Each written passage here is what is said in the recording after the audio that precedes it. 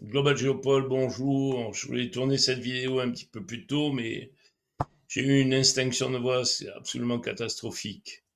Donc, avant d'attaquer le sujet, deux nouvelles viennent de tomber que je souhaite commenter de manière abondante. La première, c'est l'abandon du territoire de Kursk sur l'ordre de Sersky, le chef des armées ukrainiennes, après quelque chose comme 70 000 morts, une opération marketing qui a complètement foiré et qui n'a strictement servi à rien que d'appauvrir le front sud côté ukrainien. Euh, alors, on comprend peut-être le but de l'opération qui était d'échanger les terres qui ont été prises par les Russes dans le Donbass contre la restitution des terres russes de Kursk. Eh bien, écoutez, ça a fini en fiasco total. À côté de ça, je viens d'entendre que l'administration Trump est en train de discuter avec Yulia Tymoshenko, la fameuse blonde de Maïdan 1 et 2, qui entre-temps était devenue première ministre et qui s'est illustrée par un épisode de prévarication absolument colossal puisqu'elle est arrivée à détourner 2,4 milliards de dollars euh, en passant à travers sa société gazière en tant que première ministre pour trader le gaz russe à des tarifs qui étaient non préférentiels pour l'Ukraine pour pouvoir toucher une commission maximum. Alors, je trouve ça un petit peu aberrant de remettre une personne de ce type au milieu du jeu, puisque l'Ukraine nage littéralement dans la corruption, et surtout avec Zelensky, ce qui a pris des proportions absolument colossales. Eh bien, on reprend les mêmes et on recommence le sport national, c'est-à-dire de piquer dans la caisse. Bravo l'administration Trump, je dois avouer que je suis impressionné. Alors revenons à notre sujet initial, en tout cas le sujet de cette vidéo. Et je dois aborder l'affabulation pathologique euh, de Manu Premier en regard des déclarations hors sol qu'il a osé faire pendant son élocution télévisée la semaine dernière. Alors, de ce qu'on avait pu entendre de Pascal Borde, la députée, il semblerait que ce monsieur abuse de substances psychotropes, on peut imaginer que ce soit de la cocaïne, et de ce que peuvent vous dire les médecins, c'est que les gens qui abusent de ce genre de substances développent des schizophrénies à caractère paranoïde. Ce sont des gens qui croient complètement à ce qu'ils s'imaginent, puisqu'ils ont un gap mental entre la réalité et la façon dont ils l'aperçoivent, et il est impossible de les raisonner.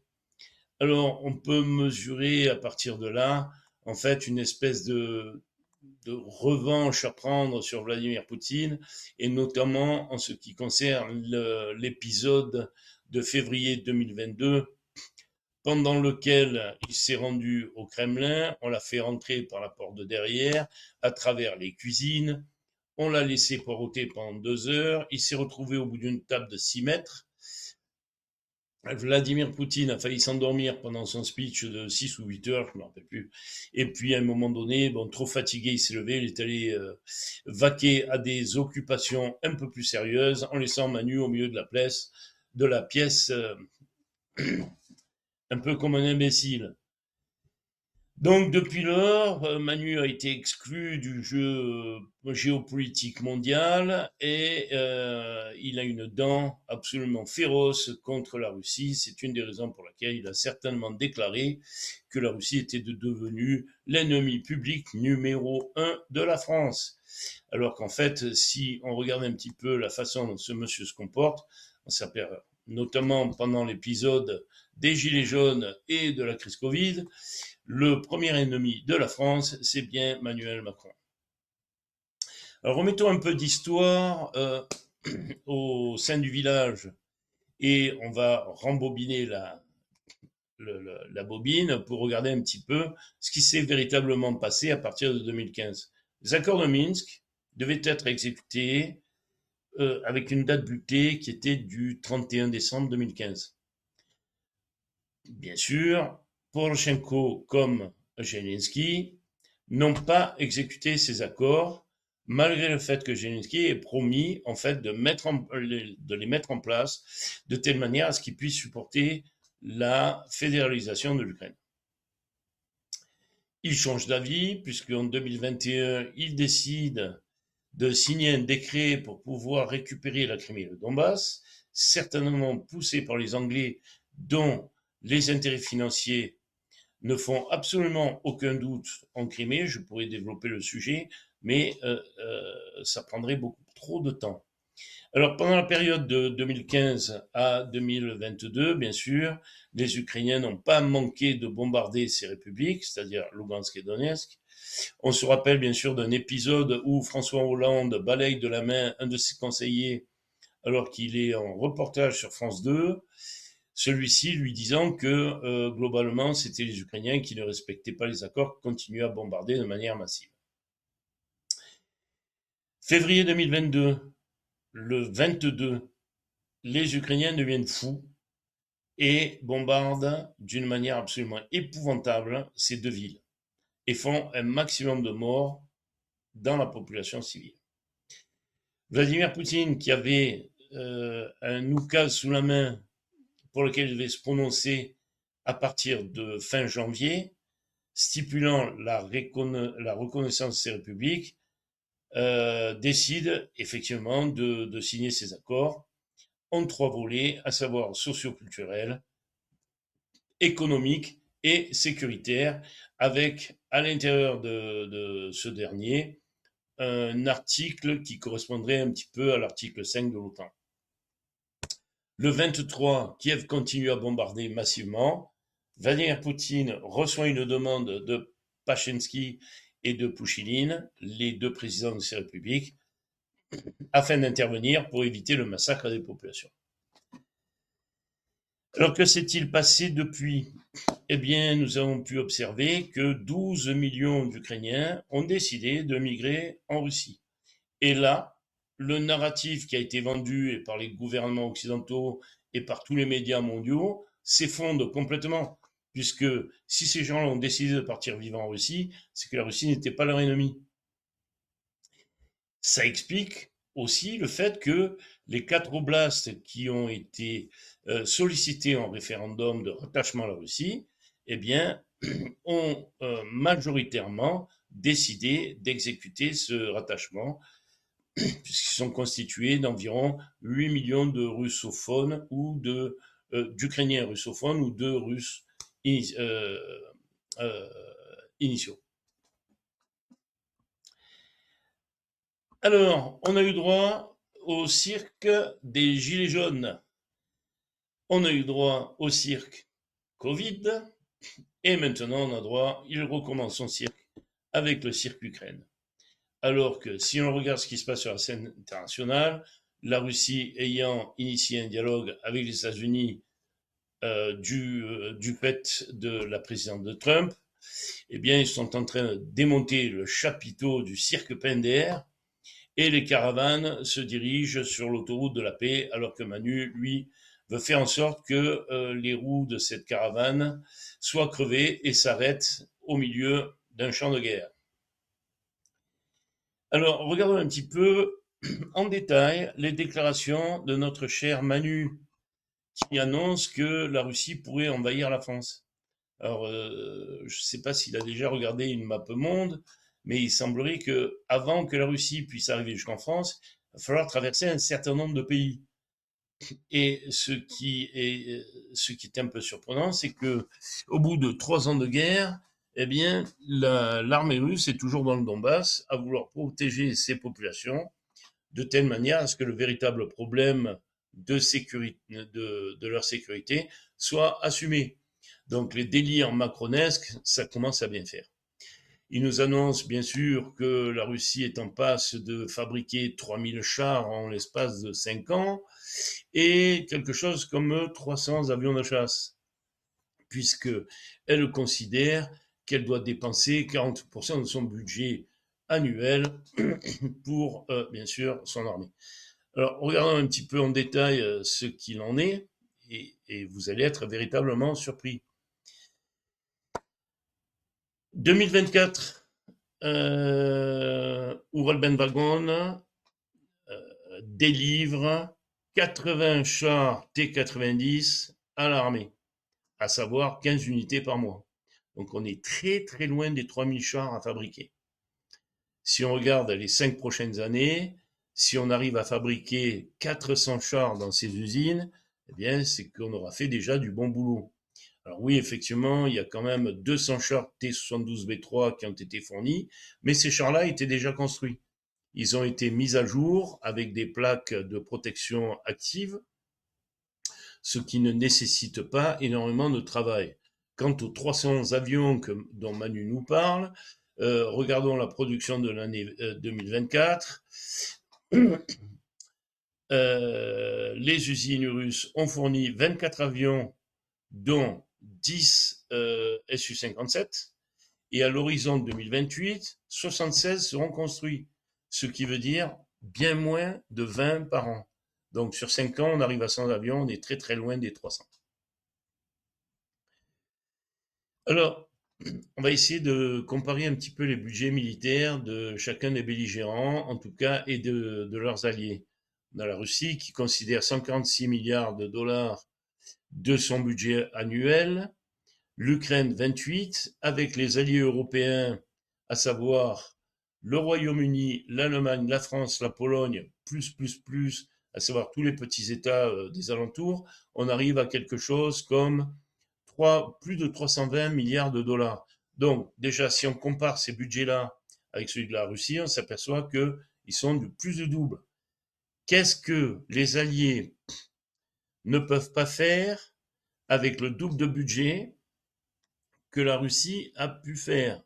Est-ce que l'accroissement de budget au niveau européen arrivera à changer la donne? Si on considère le budget des États-Unis associé à ceux des alliés européens, on arrive à quelque chose comme 1400 milliards. Et avec ces 1400 milliards, ils ne sont pas arrivés à mettre les Russes à genoux comme le grand Bruno Le Maire l'avait si bien annoncé à la télévision à une certaine époque.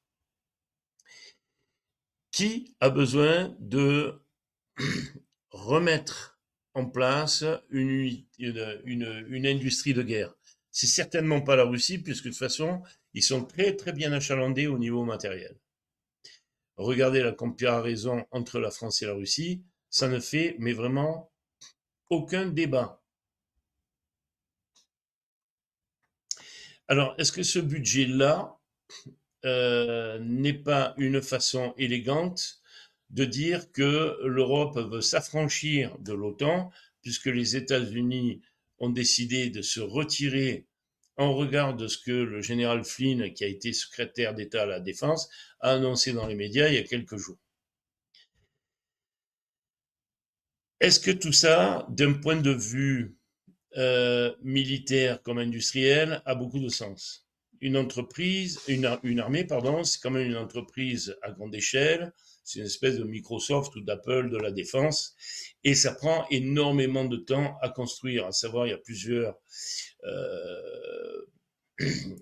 postes à mettre en place, comme une doctrine qui serait l'adéquation entre une menace définie et un budget, une chaîne de commande unifiée entre les différents corps d'armée et les différents pays, avec différentes langues. Je vous souhaite bien du courage.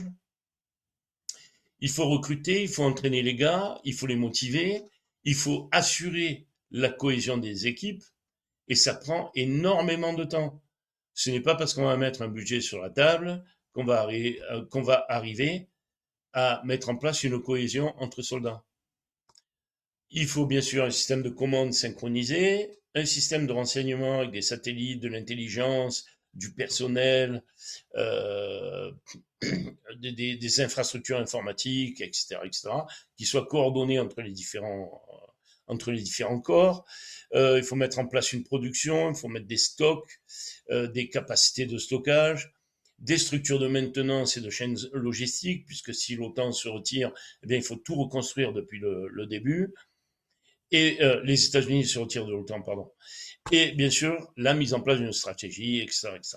Donc tout ça, c'est une véritable mascarade qui cache en fait un problème qui est beaucoup plus grave. Alors, Manu nous annonce qu'il veut en fait mutualiser la dissuasion nucléaire sur toute l'Europe.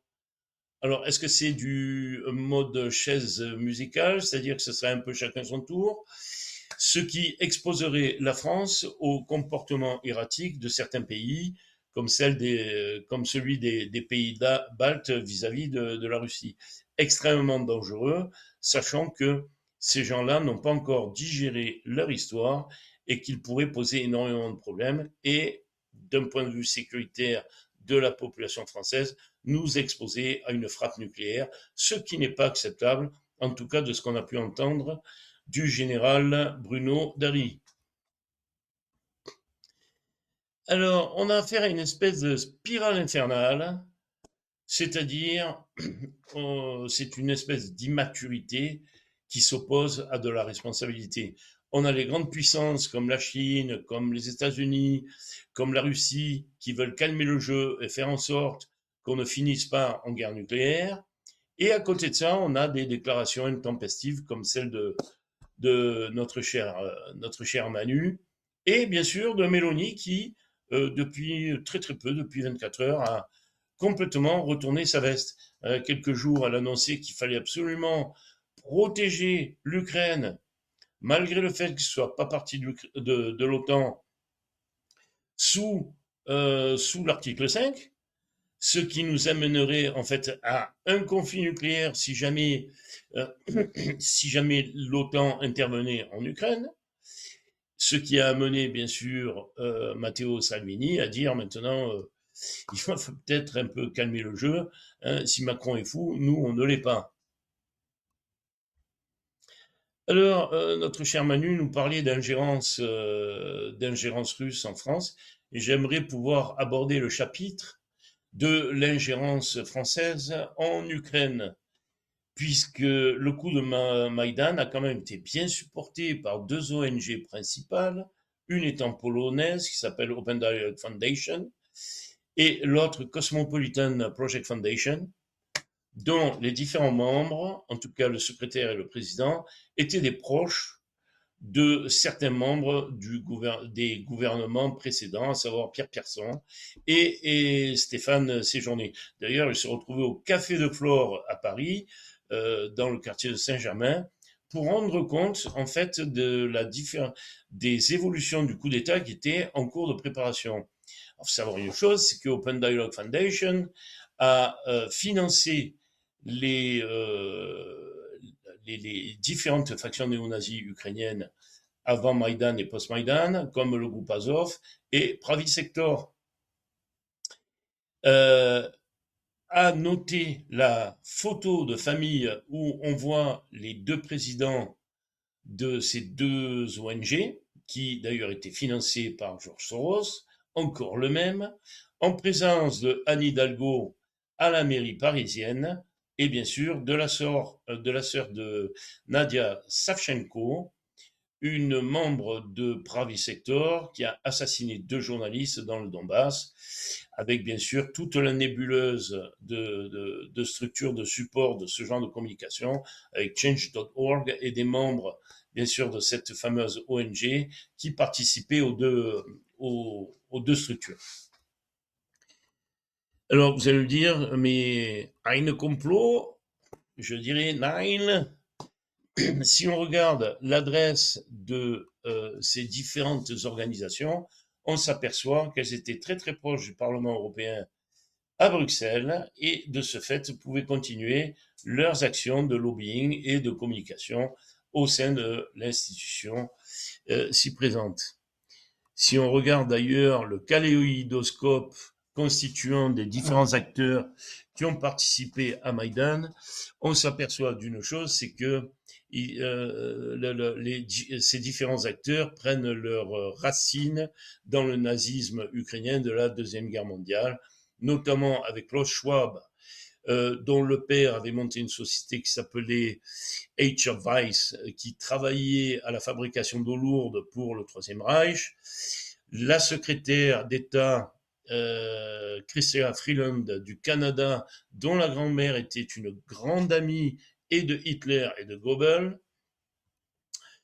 Le premier ministre post-Maïdan, Yatsenyuk, dont le grand-père avait participé à la SS Galice pendant la Deuxième Guerre mondiale, et bien sûr Victoria Nuland, dont les racines ukrainiennes sont extrêmement bien connues, en présence de Oleg Tchernybok, cofondateur du premier parti néo-nazi ukrainien, avec bien sûr Andrei Paroubi sur la droite. Sans oublier ce cher Le Drian qui a reçu ce monsieur, l'organisateur du massacre du building du syndicat et de la place Maïdan, sans que ça le dérange.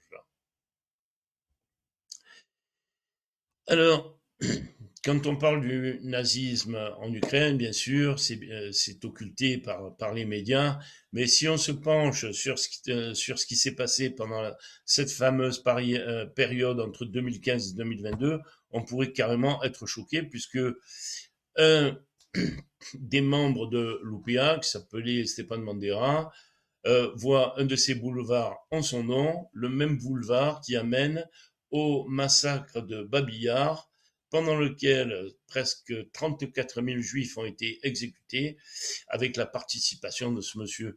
Et à se demander si un de ces 4 matins, connaissant le côté transgressif d'Emmanuel Macron, eh bien, on ne se retrouverait pas avec l'avenue des Champs-Élysées, renommée l'avenue Klaus Barbie. Pourquoi pas, n'est-ce pas? Alors, ce qu'il y a d'inquiétant, c'est que tous ces gens-là n'ont pas encore compris le message Oreshnik, qui a changé la donne géopolitique et qui expose en fait toute la sécurité européenne. Et c'est une des raisons pour lesquelles il faut rétablir un dialogue avec la Russie, puisque celle-ci a la capacité aujourd'hui de pouvoir nettoyer toutes les défenses européennes en moins de 12 minutes. Avec le missile Oreshnik, qui de toute façon ne peut pas être intercepté, euh, et qui encapsule 6 véhicules réentrants pouvant distribuer 6 têtes explosives, qu'elles soient nucléaires ou pas, dans chacun de ces véhicules. Alors en fait, qu'est-ce que toute cette affaire cache? C'est certainement pas une histoire militaire, mais certainement une affaire de dette que la BCE n'arrive plus à éponger. Si on regarde les dépenses qui ont été faites depuis la crise Covid, on s'aperçoit d'une chose, c'est que le budget de la Banque centrale européenne a littéralement explosé, s'est accru de 2700 milliards et ils ne savent plus quoi faire pour pouvoir éponger cette dette. Si on regarde la dette de la France, on peut s'inquiéter aussi, puisque euh, on nous a appris que la dette dépassait le PIB de la France de 112%, ce qui est faux parce que ça ne prend pas en considération le non provisionnel. Alors, si on incluait le non provisionnel il y a quelques mois, on arrivait à quelque chose comme 6 400 milliards pour un PIB de 2 900 milliards. Or, depuis quelques mois, eh bien, si on considère le provisionnel, il a littéralement explosé et nous arrivons à quelque chose comme 7 400 milliards. Dixit, notre cher ami Marc Toiti, qui a découvert le poteau rose et qui s'est vu son site web flingué puisqu'il a été obligé de le reconstruire. Alors, qu'est-ce que ces gens-là ont derrière la tête? Eh bien, c'est de 1. Mettre en place un fonds de souscription européen pour pouvoir éponger cette fameuse dette, et 2. Casser l'épargne des Français, pourquoi pas la confisquer, puisque c'est la directive Moscovici qui stipule qu'au-delà de 100 000 euros, il serait en capacité de pouvoir confisquer 10% de ce qu'il y a sur nos comptes, afin de pouvoir, bien sûr, faire en sorte que l'Union européenne ne s'effondre pas. Et bien sûr, de rembourser les dettes de l'État de gens qui sont irresponsables, qui n'ont eu aucune capacité de management et qui nous ont mis dans une panade absolument colossale. Alors, pigeons nous sommes, pigeon, il nous considère, et pigeon, nous allons payer. Reste à nous de faire en sorte que ça n'arrive pas. Alors, je voulais lire l'article 14 de la Constitution française qui stipule le fait suivant. Les citoyens ont le droit de constater par eux-mêmes ou par leurs représentants la nécessité de la contribution publique de la consentir librement, d'en suivre l'emploi et d'en déterminer la quantité, l'assiette, le recouvrement et la durée. Alors, quand est-ce que vous avez consenti une guerre à l'étranger, notamment celle de l'Ukraine, en regard des déclarations qui ont été faites il y a environ 6 mois, où Van der Leyen nous annonçait qu'ils avaient égaré 16 milliards d'euros qui avaient été envoyés en Ukraine. Bon, je suppose que les 16 milliards n'ont pas été perdus pour tout le monde en regard de la constitution d'assets de propriété un petit peu à droite et à gauche que Zelensky a pu se constituer. Alors, qu'est-ce que ça cache tout ça? Est-ce que ça cache véritablement une volonté de monter une véritable armée européenne, sachant que chacun des États constituants ont des intérêts la plupart du temps divergents, mais en tout cas bien différents? Ça n'a absolument aucun sens. Par contre, ce que je vois là derrière, c'est une volonté féroce de voler l'épargne des Européens et surtout des Français, parce que ce sont eux qui ont épargné le plus. Et bien sûr, on veut nous vendre l'euro-fédéralisation, c'est-à-dire le quatrième Reich numérique que Van der Leyen prône depuis tant d'années. La conclusion étant, eh bien écoutez, sortez vos économies de la zone euro avant que ça soit bien trop tard, parce que au moment où les États-Unis vont s'effondrer, et Dieu seul sait que les 4 plus gros managers de fonds américains ont annoncé à Trump que s'il ne résolvait pas le problème de la dette, tout le système financier américain allait s'effondrer, et de ce fait le système européen, puisque ceux qui possèdent 28% de la dette américaine, eh bien ce sont les États européens et la Banque centrale européenne.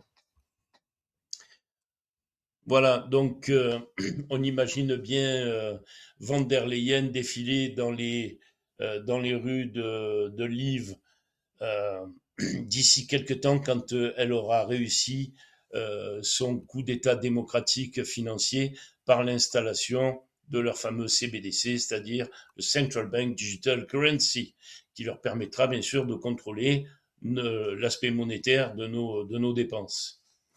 Alors, on assiste depuis maintenant une petite semaine à la fabrication du consentement des Français à cette opération financière frauduleuse.